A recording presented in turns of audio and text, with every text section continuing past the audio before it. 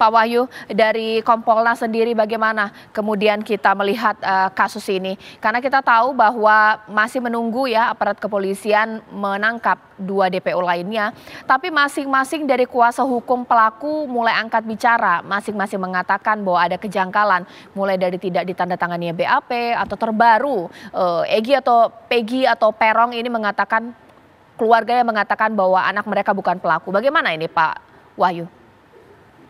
Iya, terima kasih.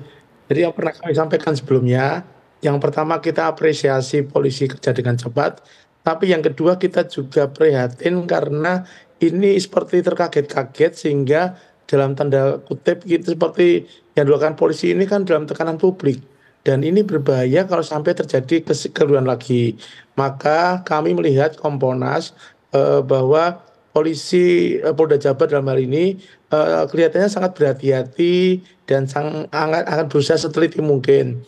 Nah, maka kami benar-benar mengawal kasus ini karena ini menjadi perhatian publik, karena menjadi atensi publik, karena menjadi dalam kategori kami adalah kasus menonjol, sehingga kami betul-betul kawal jangan sampai kejadian terulang hal yang keliru atau misconduct terjadi lagi. Karena begini Mbak, di publik itu sekarang udah bergeser diksi yang tadinya salah tangkap menjadi asal tangkap. Ini kan berbahaya, karena itu kami ingatkan betul agar Polda Jabar perlu berhati-hati. Sekarang ini sudah banyak muncul saksi baru, kemudian muncul statement-statement baru.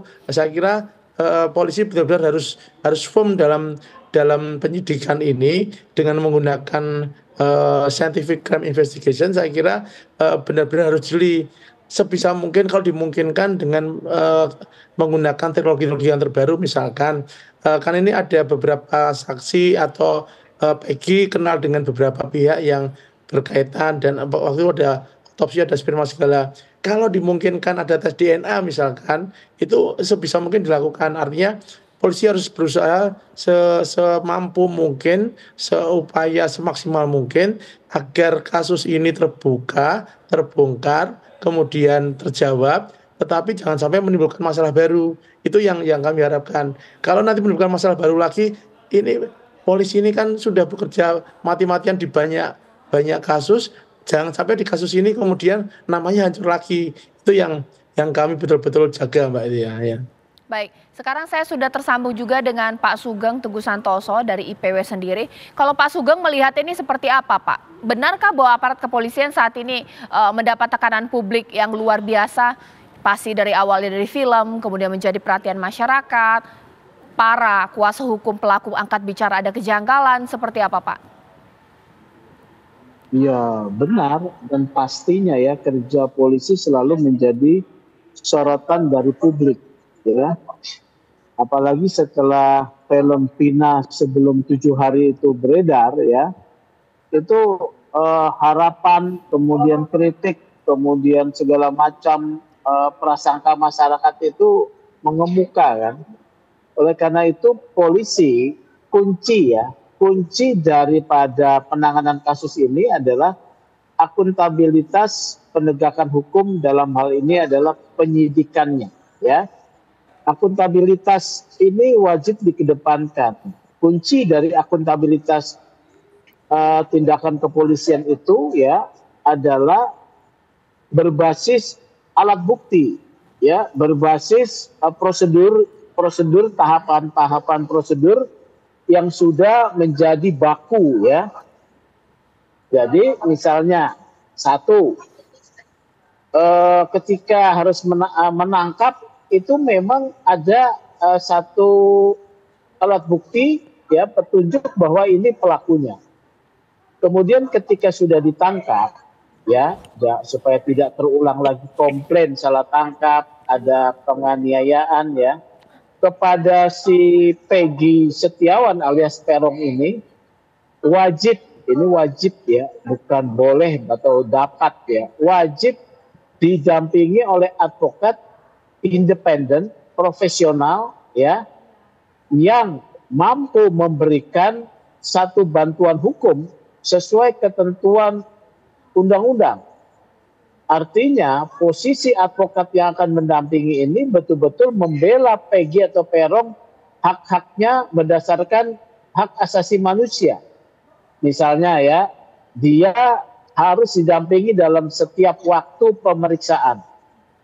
Kemudian keluarganya juga berhak untuk berkunjung, mendapatkan akses bertemu dengan PG atau alias Peron. Ketiga, tidak boleh ada ya tekanan-tekanan psikis apalagi fisik kepada PG alias Peron di dalam memberikan keterangan. Jadi keterangan dia harus bebas. Itu yang pertama ya. Basis keterangan bisa saja PG alias Peron ini tidak mengaku. Seperti tadi dikatakan oleh Pak Albertus Wahyu Rudianto, pendekatannya harus scientific crime investigation berdasarkan alat bukti yang tidak bisa dibantahkan oleh katakanlah tersangka.